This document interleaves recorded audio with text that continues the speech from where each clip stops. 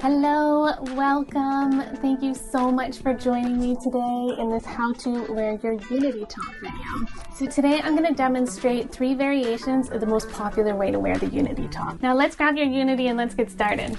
So to put this on the regular way, we're going to grab that bottom piece that has the drawstring and we're just going to bring that right over top of our head, over our body.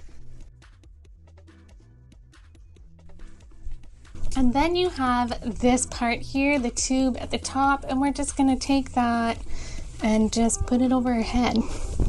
And from here, you just get to play with how it sits. So you can pull this up as a little crop, and you have your drawstring in the back here, and you can actually tighten that up so that that pulls that up a little bit higher, and it kind of brings it a little bit closer in the front here too. You can actually tighten that up. You can pull this around, and this is another version of wearing it, and you can tie that into a little belt up here. And this is really cute when the actual Unity top is not this tight and you get more of a billow, because I can also wear the next size up, which is the large extra large, and I love to wear it with this little belt, and it just gives it so much more room. A third way that you can wear this is you can pull this right down and wear it as a band-aid dress.